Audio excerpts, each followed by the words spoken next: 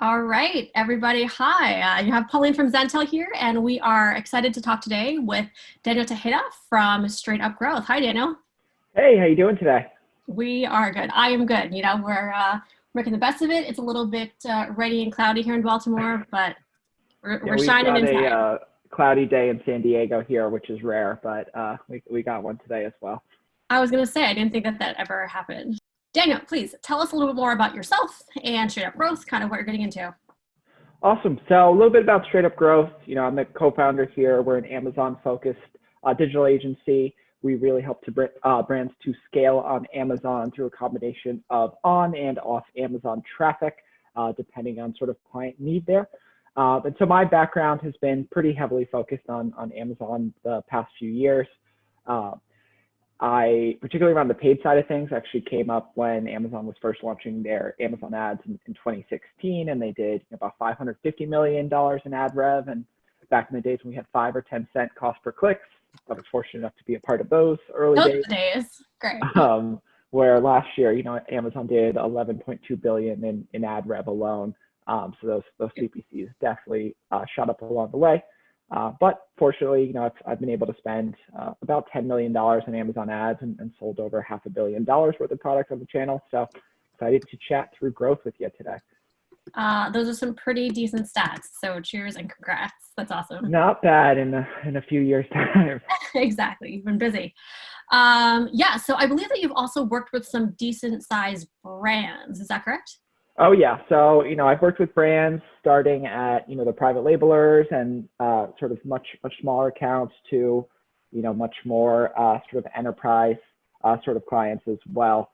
They each have sort of their own challenges, I would say, but one of the great things is, what happens on the advertising front. It's still the same technique, still the same strategies. Having a bigger budget just allows you to do more. But still the same sort of strategies will be implemented across the board, whether you're a big small seller doing, or if you're a small seller doing 30,000 a month, or if you're a big seller doing a couple $1 million a month. The strategy should still ring true there. Nice. Got it. And sorry, when you speak to like the small versus large, are you speaking about ad revenue or like? Both, I would say. So, I actually brought on a pretty large supplement brand the other day that was, they're doing $400,000 a month and they're not spending a dollar on ads. And Huge. so that's pretty awesome. Still presents plenty of opportunity. And then you do have brands that are a lot more heavily dependent on ads for their growth. Sometimes, depending on what your strategy is, you might even be break even from an ad cost perspective if you're focusing on new customer acquisition or something like that. Got it. That's interesting, actually. Let's dive in there a bit. So, where have you seen companies really been able to get away with lack of advertising to a certain point, and then where are the ones that have kind of relied on it from day one? So I would say a lot of brands that have gotten away with not a ton of advertising, it's typically due to two things. One is high brand awareness. So they've got a lot of branded search volume. Usually that's due to a lot of outside marketing. Maybe they're doing TV pushes outside. Sometimes they're not even driving to their own .com a lot of to their own Amazon. They might even be driving to in-store. They might be driving to their .com. But because Amazon has such dominance, especially here in the US, you've got 120 million Prime subscribers. So I've seen brands do a TV ad to their .com, and all of a sudden their sales on Amazon spike up dramatically. Right. And that's just has to do with how ingrained Amazon has become with user shopping behavior here in the US. Yeah, totally agree. Yep. And the other types of clients you'll see that aren't as heavily ads driven are typically ones that have really good organic rankings on Amazon. And so a lot of the times, if they're Which not kind of goes hand in hand, right? exactly, they do go hand in hand, and that's the thing. But there are sellers that were fortunate enough to get on the catalog, 4 or 5 years ago. And the way SEO really works on Amazon is it's pretty heavily driven based on your performance. And so what I mean by that is Amazon's looking for your product ASIN, and they're looking at the number of clicks your product ASINs had on the search term, number of sales your products had against that search term, and then your conversion rate against that search term. So if you were fortunate enough to be an early Amazon seller, there was not a lot of competition. So what you've been able to do is you have years worth of clicks and sales and conversions against these search terms. And so you've been able to get pretty good SEO on Amazon without a ton of ads work. Um, but what I have found probably in the past year and a half, 2 years, some of those brands are starting to have the conversation about why they should do advertising, where they didn't need to as much in the past. Because what happens is as more brands get in there, they're actually using their ads, offensively to improve SEO and focus on playing against Amazon's sort of A9 algorithm and the way SEO works. So they'll actually use their ads to buy organic rankings. And so some of those brands that historically have not had to advertise are now having that conversation as they're starting to see lower sessions, lower sales, because that SEO has started to slip. Yeah. I was going to ask about the algorithm. So you mentioned the A9 algorithm, obviously paid and social components to it. How does the paid aspect affect that ranking? Yeah, so it's actually a very, very major a major factor in your ability to rank, right? So what Amazon's looking for is what is the most relevant item to the search term, right? 80% of sales on Amazon happen on page 1 of any search term. And there's a reason for that. It's not that it just so happens that the correct products are listed there. It's because Amazon is building relevancy. And so they see, okay, 10 people clicked on this item for this specific search term. 5 of those people converted, 50% conversion rate. They're highly relevant. We want to keep showing this product in the future. So your SEO will actually get improved there. I wouldn't say it's the only factor, but it's one of the biggest factors in terms of driving your SEO. And so naturally, if you're on page 2 or 3, then you want to drive the ads to get higher to then help your organic. Exactly. So that's one of the things we do a lot here. And you also want to be very strategic about what those search terms are that you're using your ads to try to improve your SEO. If you're on page 10 for a search term and it's a very competitive search term, your relevancy score is going to be really low. And how that can affect your advertising is there is a bidding auction that happens for even getting an ad impression, right? If I'm going after the term protein bar, highly competitive, and Amazon isn't just looking at what you're willing to bid to determine your actual CPC. They're looking at what you're willing to bid as well as how relevant you are to that search term. So very frequently what you'll find is you do a search on Amazon, the first organic product is also one of the products that has that top ad placement for sponsored products. That's not an accident, right? That is because there's more relevancy that's been built up for that product. And as a result, they even pay a cheaper cost per click on that search term than you on page 10. Now, it doesn't mean you can't get back. With brands with bigger budgets, I will actually use that advertising strategically to improve my SEO. I'll eat the higher ad costs initially. It's because I know that my relevancy will be built up and I'll be paying a lower CPC over time. Yeah, that makes sense. Part of a larger strategy. That's great.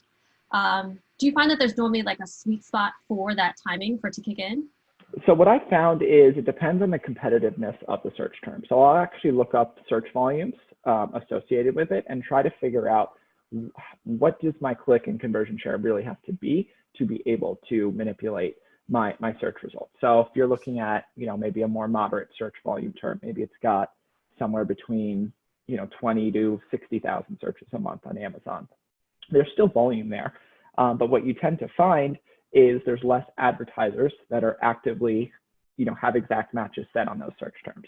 If I'm, selling a protein bar, I might put protein bar in a keyword research tool. And for my ad campaigns, maybe the top, 5 to 10 search terms there are really where I'm pushing and trying to spend in terms of volume. But there's all these other search terms there that are a little bit more long tail that don't have advertisers actively engaged on trying to win those bids there. Because maybe, the term like protein bar has 2 million searches a month on Amazon, right? Yeah. And if you had an unlimited budget, you're not going to cover all the search volume there. And so what I like to do, especially if you're in a more competitive category, go after those longer tail search terms that allow you to rank faster. There's less competition there. You might have lower cost per clicks. And it's ability to rank yourself better quickly. If you are fortunate enough to have big budgets, then you can start playing in some of the higher volume spaces where it might still take a long time. Sometimes it takes 3 months, sometimes it takes 30 days, right? It just depends on the competitiveness of those terms. Makes sense. Yeah. I feel like long tail is something you hear a lot about in like Google advertising conversations and less so in Amazon. So that does sound like a good opportunity. 100%. And even like quality of search terms, I think is one of the biggest gaps I've Right. seen, right? People do sort of basic keyword research and they'll look for the really obvious search terms associated with it. If I'm selling a protein bar, I'm going to look up protein bar and, you know, go after those search terms. Maybe I'll find the top competitors in the space and go after those terms. Right. But that's really where that keyword research ends. Then they tend to rely on your broad matches, your auto campaigns to find new terms. But there's a lot of power in manually doing some more in-depth keyword research to find some of those less competitive search terms. For example, you could look up specific ingredients, right? There might be search volume associated with specific ingredients within that item. People don't think about that, but I know I had a beauty brand that sold a very, very expensive like marula oil that is probably 10x the price of what most marula oils were selling on for Amazon. And so I actually looked into some of the ingredients, found specific ingredients within the product that had moderate search volume and no competition because no one was actually looking at these search terms there. Great way for me to help this business scale. I mean, in a year, we went from $30,000 a month to $750,000 a month on Amazon. Did it profitably, and it's because we went beyond just the basic search terms that everyone else is going after. Wow, that's huge. That is incredible growth. That's awesome. Yeah, fun times, lots of beauty. Exactly. I'm personally working on my beauty routine right now, so I have clicked on one of your ads. That's awesome. Nice. All right, let's see what else. So for a company who is more established on Amazon, what are some ways to continue like growing, optimizing whatever their operations, their listings, etc. Yeah. So what I found with brands that they already are doing big volume, they're seeing some growth. Maybe they're seeing 10% a year, 15% a year. They're going to continue to grow if they already have some good organic ranks. And one of the areas I see that's neglected very frequently is the advertising. And when you're looking at your ads through like your campaign manager, you get your keyword level data, right? But you don't get search term level data. And there's a very big distinction between that. If I have an auto campaign, let's say, and maybe it's running at a 20% ACoS, I'm feeling, pretty happy about that. It's below my target. Everything looks sort of fine and dandy.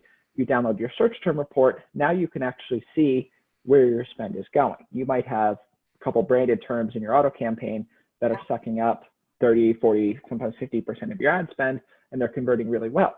Then you look at the rest of the search terms and you have all this wasted ad spend that's just sitting there and you're spending. And because you're not being diligent about looking at the actual search terms and downloading that search term report, you're missing out on a lot of potential free money, essentially, right? You could take some of that wasted spend.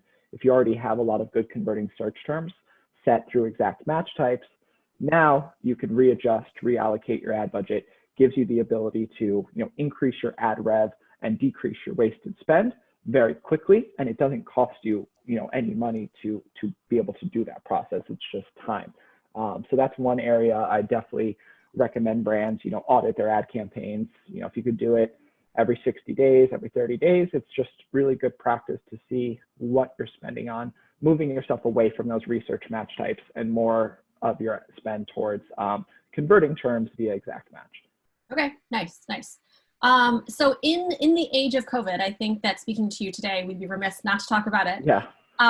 What has changed in the advertising landscape? It's a great question. And I think a multitude of things have changed. So one, demand is up on Amazon, right? Search volumes have been increasing. And a lot of that is, customers can't necessarily buy products in store anymore. And so that in itself is really, really beneficial. And so a lot of brands that I would say are moving deeper and not wider. So what I mean by that is find out what's working, right? If you have terms that are working, there's more volume to go, reinvest more dollars there, especially if it's focusing on new customer acquisition. If it's non-branded search terms, maybe competitors you're conquesting that's working really well, that gives you the ability to acquire as many new to brand customers as possible. When this COVID, event ultimately passes, what's that going to mean is you have a lot more new to brand buyers that next time probably aren't searching the non-branded search term. They're searching for your actual brand itself. And what you've been able to do is as the economy recovers, they have more money again, they're willing to spend more, and you've already acquired them as a customer. Right.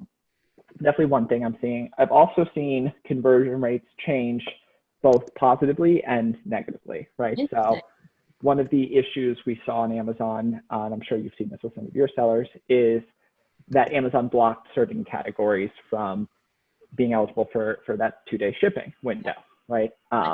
Amazon customers are very impatient because of Prime. And so if all of a sudden your ship window is 30 days out, that could potentially impact your conversion rate. So definitely something to be, careful with if your ship windows are pushed out. Now, if you were fortunate enough to be in, one of those 6 core categories, I've seen conversion rates increase, right? And that's probably because sellers don't, they have more time to browse because they're stuck at home. They're on the computer, they're on their phones, Yes. and they want to buy, right? They're bored. And so conversion rates are up there. So it's a good opportunity to take advantage of those increased conversion rates. If you're starting to see those, I definitely suggest paying attention and potentially spending more against those converting terms. You just summarized my entire life of online shopping. Yeah, my daughter had a birthday, and so I had to get her, we threw a party at home, we threw a Zoom party, and we had, I had to get everything in a time. And so when the Amazon, delivery date was going to be past the birthday, I had to look elsewhere. Exactly. No, it's totally true. And that's something to pay attention to. So, and some sellers might have a mix of both. There's certain beauty brands, right, that some of their products are core essential and some of them are pushed out. And so maybe even reevaluating where you're spending your money. If maybe, product A is your core product, that's typically where you spend, but that you start to see your conversion rates go down, maybe pivot to product B during this time because that shipping window is more accurate. Right. Yeah. And then what else has happened here? Because we're clearly spending way more time at our homes, I'm slowly but surely starting to redecorate and redo everything at the house. So, my spending is kind of going it's happening at our house too. Trust. There's a lot of new packages showing up these days. The llama, what's going on with the llama? Is he new or is he? Oh yeah, so my llama friend over there, I'm half Peruvian, and so that is an authentic llama from the Andes Mountains there and the indigenous folks there. So I wanted to bring a little taste of that to my home. That is great. Okay, cool. Sorry, getting back on track. I get sidetracked very easily. But let's see, brands, Amazon, COVID right now. So we have seen that singular brands are kind of hurting right now, that they're faring a little worse than, let's just say, resellers, those who have, a larger brand assortment, things like that. Have you seen any of that? What are kind of some of the companies? So, unfortunately, there are some brands that have been hurt harder than others from this. And sometimes it's not that their Amazon has gotten hurt necessarily, but retail was such a large part of their business. And so that's caused them to have less cash to spend on ads. Sometimes it's caused, massive layoffs even at some of these companies. I know I had a client that was spending, or was about to send a client that was spending a ton of money on Amazon ads. But retail was such a huge portion of their business. When all this happened, they had to shut off everything, pause all their ads, going from significant spend to we got to go nothing. We have to say, create as much cash as possible right now. And so it's tough. Those brands are, there's some things you could do, but at the end of the day, if you don't have any cash flow, you got to do what you can there. I think some brands are weathering the storm, trying to cut costs where they can. And advertising actually can tend to be one of those, a good place to cut some of that, right? So reducing some of that wasted spend, like we spoke about, I had a brand that was a big thing for them, was trying to make their ad spend as much as possible, still brought, us on as an agency. We're able to reduce their ad spend by 15%, increase total sales by another 15% at the same time. And it's just making that ad spend more efficient. So there's still room. Go ahead. I was gonna say, it sounds like one of the topics you talked about earlier were the long tail, and if those are cheaper, you can do kind of more of that and make your ad budget go further. Exactly, right. That I think my suggestion is don't turn it off completely unless it's really just not working. If you have the ability to at least make things more efficient, that's at least going to keep more sales coming in, right? The tough part is you turn off all your marketing and then your sales start to slow, and now you're really in a tricky place. Right. Yeah. While keeping an eye on the ACoS. Yeah.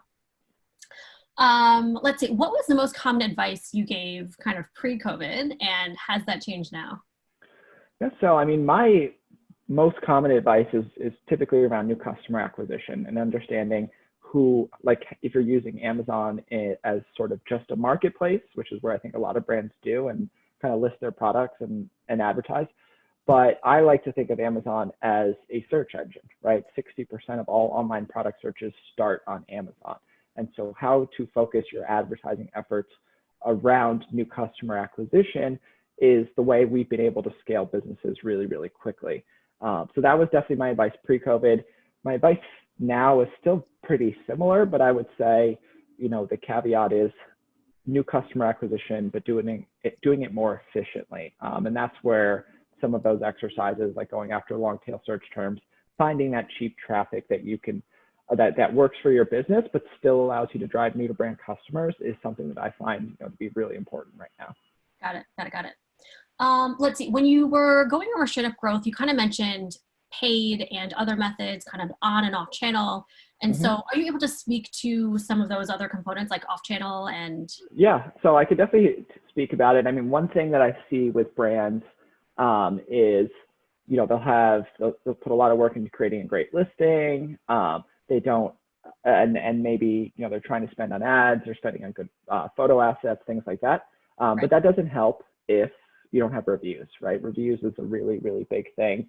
That could be essential. And some brands, I have one in particular, it's a pet brand, very, very well established brand on their .com, right? So doing, millions and millions of dollars on .com. Their Amazon efforts was very, very poor, right? They were doing maybe a 20th of what they were doing on their .com, right?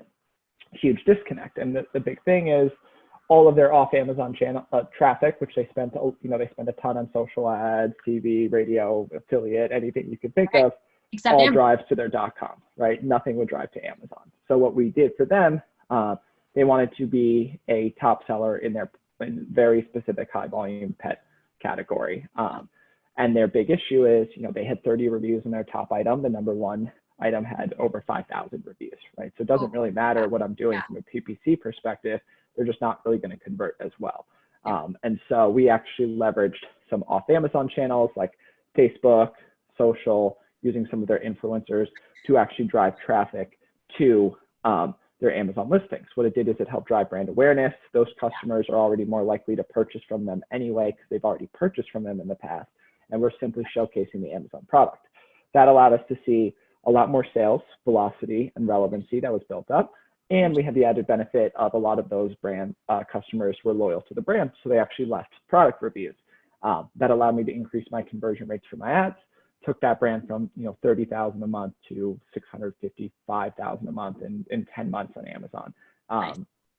Didn't need to drive all their traffic, from off of Amazon, but it was enough to facilitate turning Amazon into a new customer acquisition channel for them. Exactly. Yeah. Nice.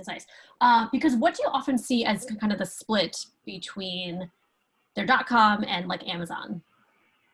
So I would say like one of the big issues I think brands have with like .com versus Amazon is they treat it as like separate entities, right? It's like, oh, this is my Amazon, this is my .com, and it's kind of like one is fighting against the other. Yeah. Really where I see the most value, and you guys obviously see this as well, is the omni-channel sort of approach, right? Like if you do Amazon right, it should actually grow your .com. That pet brand I was telling you about, their .com grew from 50 million to 250 million in the same time frame in which we did our new customer acquisition channel for Amazon. They actually credit a lot of that .com growth from their efforts on Amazon, because everything we were doing there was so focused on new customers that weren't searching for the brand name, right? We wanted them to search for non-branded search terms, get as many folks into the mix. And because they do such a good job of treating their products as more of a brand and rather than a commodity, then that omni-channel approach, those customers like the products, then they go to the .com to find out what else they have there. That's awesome. That's like the holy grail, right? That's the aha, like that moment that you want to get to as a brand. That's great. And the big fundamental change for them was for them to stop looking at Amazon as just another channel for them to sell and understand that this was actually a product discovery engine. And that is what really allowed them to move quickly. Very good. I love it. Let's see. What about other marketplaces? So, right. So at Zentail, obviously, we help sellers on Amazon, on their own.com, and then on other marketplaces. What kind of is the relationship that you guys have with helping clients do that, or giving advice to sellers who want to do that? Yeah, so I think a lot of sellers are always hesitant to get onto, or sometimes they're hesitant to get onto other marketplaces because it's more work involved, right? Maybe they need to hire more staff to manage that channel. Maybe they have a head of e-com that's managing Amazon and .com, and then you want to throw Walmart or Target and Kroger into the mix. It's difficult to manage all of that. So I definitely recommend making sure you have the resources available, whether it's through technology like someone like you guys, or if it's hiring out appropriately or having an agency that can actually manage those channels. Like for us, we don't manage other channels because there's so much going on in Amazon. Throwing another marketplace on top of it would be just too difficult for us to scale on our own. Yeah. And so that's definitely something to consider.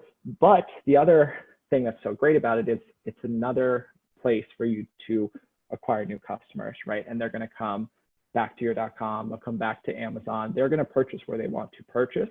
But if you're giving yourself the ability to be found on those other marketplaces, it really gives you a chance to take as much market share as possible through product discovery there. Nice. Cool. Very good. Yeah. And like you said, there's a lot going on with your own .com and Amazon, but that's why we're happy to help sellers folks out with Walmart, with eBay, with everything else, because it's another sales channel. There's, like you're saying, the customer acquisition is great. And especially in terms of brands, we have found that they can list different segments of their inventory, different like category tiers of products, and leverage the different marketplaces, accordingly. So that's. And I think that's a huge, topic I just want to talk about really quick is your buy box issues you can have, right? Amazon's going to look at where you are in terms of price points. Definitely. Or a single ASIN or SKU across multiple marketplaces. And so that Amazon exclusive SKU or a marketplace exclusive sort of product line can be a really great way to navigate that tricky situation in regards to price consistency there, right? If Walmart's price lower than my Amazon is, my buy box is going to break, which on Amazon, which would affect my conversion rate. But you can get away with that. Let's say you had I'm selling protein bars again. I've got a 6-pack variation. I can send that to Walmart. I've got a 12-pack variation. We can do that on Amazon. We've got, Target, maybe they've got an 18-pack or whatever. And now you're still getting new to brand customers, because you can push on all of those different marketplaces, but you don't have to worry about having a broken buy box and one channel affecting the other.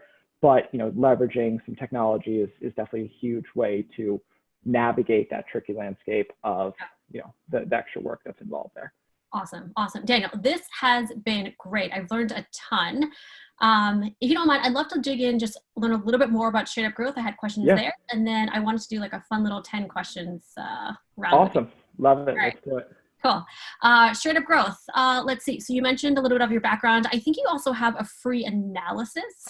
Yes, we do. Yeah. So for us, we're a little bit more boutique than most agencies. Our goal is to make sure that we can really help our actual customers and not just play off of what we've done in the past for others, because each customer is going to be unique. So right now we're doing sort of free analysis on every client that we sort of talk to.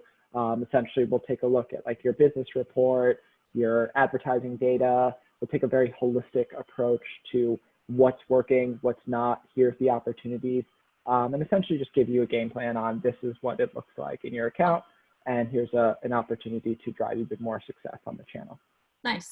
And so question, do you prefer to speak with companies who currently have an advertising plan, or really doesn't matter if they're new or if they're— For us, it's both. So, we're trying to help however we can. If you've already got ads data, that's awesome, because now it doesn't have to be theoretical data. I can show you with your own ads data, where the opportunities lie. Okay. But we have brands that, maybe they're not selling much on Amazon and they need to understand how to advertise and, how much to spend. That's where we can really help brands navigate the space as well. Okay, nice. And so you mentioned that you're more of a boutique agency. What else do you think kind of sets you guys apart at Straight Up Growth from the others? I would say the biggest thing is the holistic approach on the account. And the way we think of Amazon from a new customer acquisition sort of standpoint. Like one area I have a lot of success with is higher end beauty brands, where a lot of agencies struggle with those. And it's because, I won't say the name, but I had a client that sells, lipstick for $40, right, for a single unit. If you search lipstick on Amazon, you can probably get a 5-pack for $1 a unit on your lipsticks, right? I'll never have a high enough conversion rate to go after a term like lipstick and still convert. But that doesn't sort of deter us. What we like to do is, okay, we're not in the same target market as most of the people searching lipstick. So what I'll do is I'll go to Sephora.com and I'll search lipstick there. And now I find all these brand names of products that are sold at a similar, if not higher price point than what I'm selling at. What's the great thing about beauty brands? They spend a ton on marketing and social and everything like that. So their branded search volumes are massive on Amazon. And those are the terms I go after. So like even with that luxury beauty brand, I help them grow from 150,000 a month on Amazon to 900,000 a month on Amazon in 7 months. Awesome. And it's an account that they were not able to see success with. And it's just rethinking what they're targeting, right? Truly understanding this is the market that makes sense for you, not the market that you were going after previously.